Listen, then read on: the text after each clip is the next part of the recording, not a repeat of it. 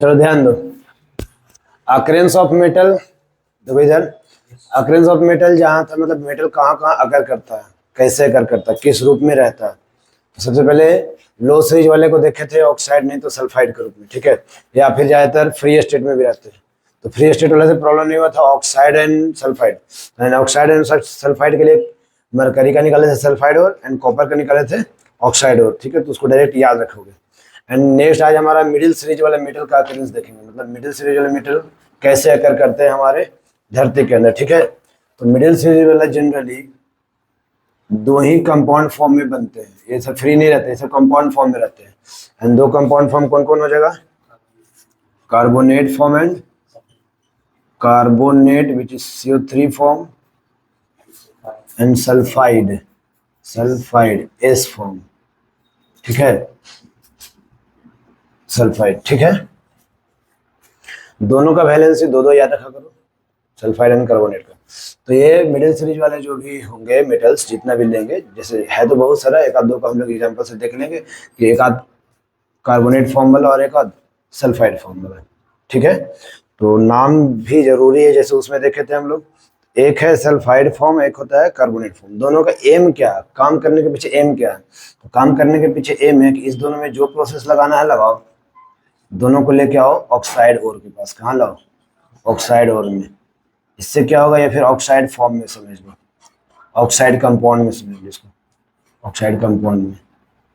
क्योंकि ऑक्साइड को रिमूव करना आसान है, क्योंकि इसके पहले वाला में देखे थे ऑक्साइड को जनरली हीट करके निकाल देते थे, और इसमें ऑक्साइड को हम लोग निकालने के लिए क्या करेंगे ना कोई रिड्यूसिंग एजेंट का काम यूज कर लेंगे, रिड्यूसिंग एजेंट का यूज कर लेंगे।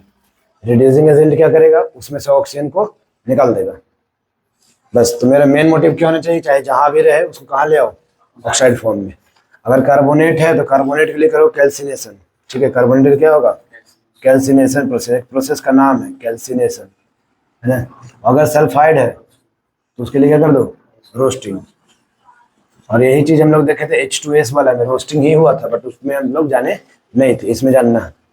तो calcination is what,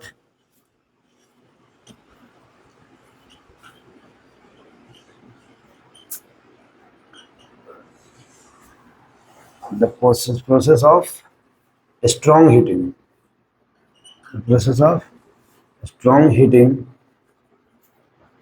the ore in presence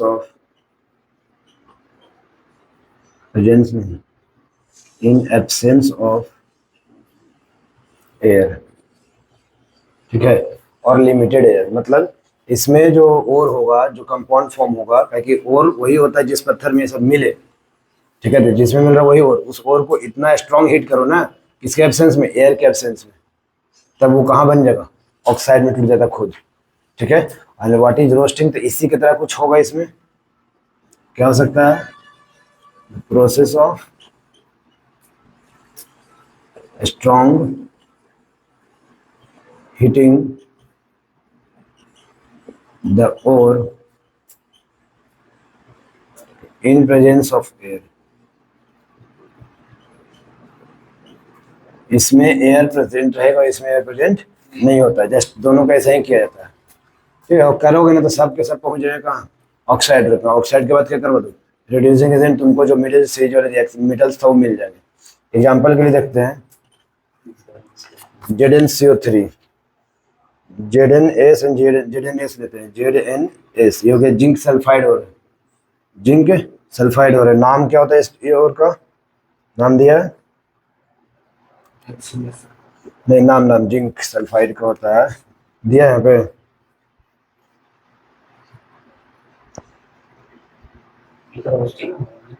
उससे नहीं दिक्कत है। इसका नाम क्या, कौन सा में कौन सा और है ये, ZnS का नाम लिखा हुआ है, इसको पलटो, उसमें देखो ZnS का नाम है, इधर इस वाले में जिंक का देखो ना, ZnS का कौन है, जिंक कैलामाइन और एक जिंक ब्लेंडे होता है। हाँ, तो ये है जिंक ब्लेंडे, ये है जिंक ब्लेंडे और,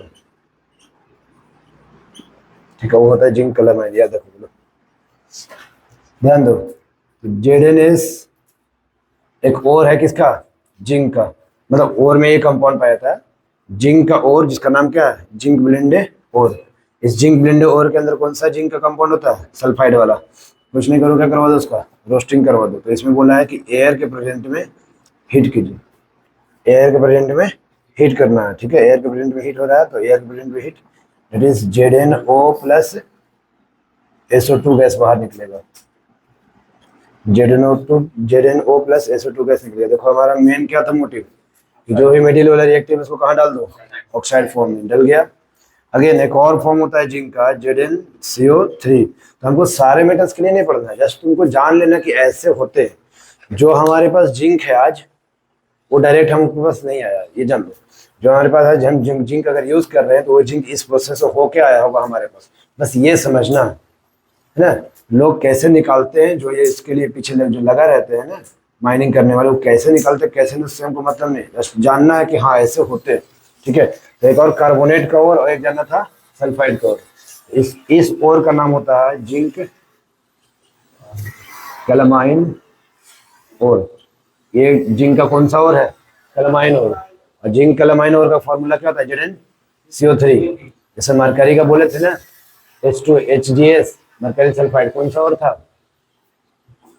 कल लिखवाया है ना, मरकरी वाला कौन सा और था, HGS वाला, सिनेबार, मरकरी सिनेबार, वो और HGS वाला था। और सही जिंक ब्लेंड है, तो फॉर्मूला बताना पड़ेगा तुरंत, ZnS।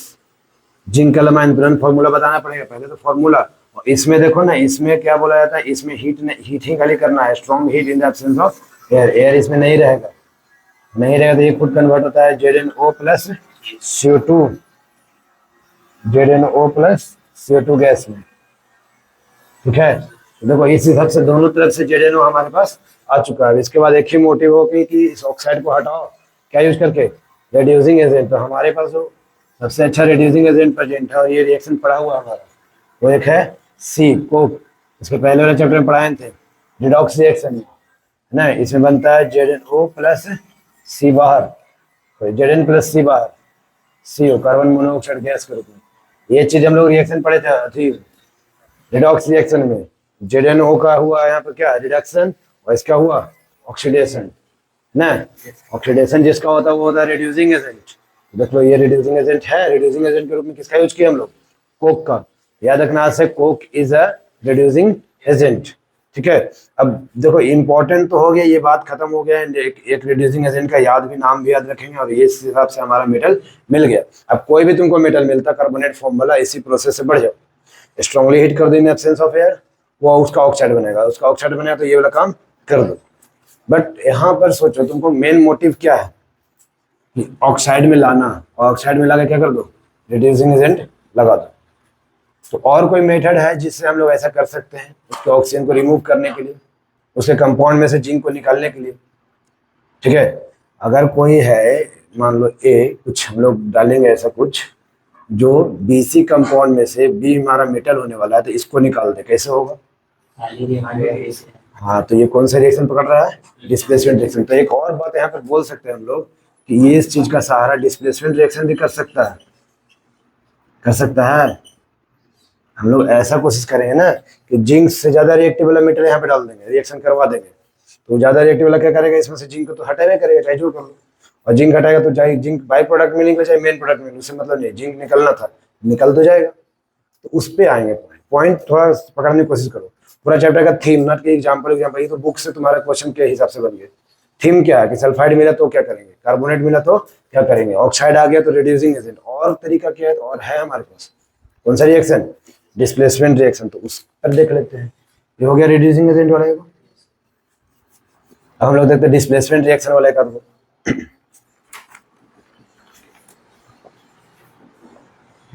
यहाँ पे एक रिएक्शन इरेज हो गया क्या, देखिए बुक, इसमें वो बिल्कुल दम इरेज हुआ पड़ा है।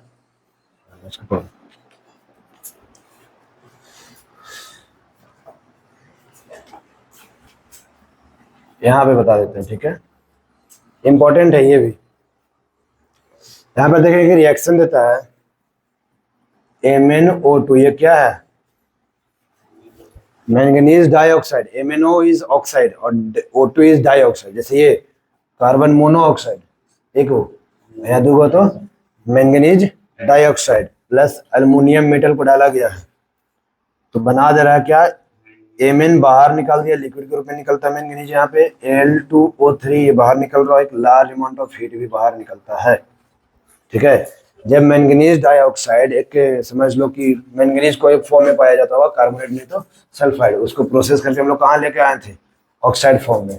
ऑक्साइड फॉर्म वाले को निकालने का दो तरीका, चाहे तो रिड्यूसिंग एजेंट का यूज कर लो और नहीं तो हाईली रिएक्टिव मेटल का यूज कर लो। वही डिस्प्लेसमेंट का सहारा ले रहे हैं, तो हाईली रिएक्टिव मेटल के लिए एल्युमिनियम का यूज कर लिया, तो एल्युमिनियम क्या करेगा, इस कंपाउंड में जाके Mn को हटा देगा। ये अपना कंपाउंड बना तो लिया, बट हमको जो चाहिए था वो दे दिया, मैंगनीज बाहर निकल गया ना। बट इस रिएक्शन में एक और चीज निकल रहा है, क्या, हीट। ध्यान में रखना है इस चीज को, क्योंकि वो ही इंपॉर्टेंट बनने वाला आगे जाके। ठीक है, और ऐसा रिएक्शन कहीं पर देखा जाता है, and that reaction is Fe2O3 Fe2O3। ये क्या है, ये क्या है, फेरस नहीं, फेरस 3 ऑक्साइड है, ये ट्राई ऑक्साइड बोलना वो अलग बात, फेरस ट्राई ऑक्साइड उसका नाम सही है, बट फेरस 3 ऑक्साइड बोलने का मतलब होता है ferrous 2 oxide FeSO4, ferrous 2 oxide, क्योंकि फेरस का 2 वैलेंसी चलता है, 2 और 3, तुमको बार बार बोलना पड़ेगा कौन वाला तुम यूज करो। Formula is simple, ferrous try oxide, but इसमें फेरस 3 वाला है तो फेरस 3 ऑक्साइड बोलेंगे इसमें, है ना। और अगर 2 वाला रहता है FeSO4 में फेरस 2 वाला रहता है, सही कॉपर वाला में CuO, ये कॉपर 1 कॉपर है, ये 1 कॉपर जो पड़े थे, और Cu2O ये कॉपर 2 ऑक्साइड है। ठीक है, मतलब कॉपर की वैलेंसी 1 एंड 2 जाता है, तो जिसमें 1 होगा तो 1 वाला 2 है, तो इसमें और आयरन के जाता है 2 एंड 3, इस चीज को ध्यान देना। ये फेरस 3 वाला ऑक्साइड था, और फेरस 3 वाला ऑक्साइड में क्या डाला गया, अगेन अल्युमिनियम, क्योंकि ये ज्यादा रिएक्टिव है उससे, तो इससे कंफर्म रहो कि फेरस बाहर आएगा, कि आ गया और लिक्विड के रूप में ही आता है ना। हम लोग थोड़ा सा इस पर गौर करेंगे, ये इधर आता है Al2O3 प्लस हीट, है ना।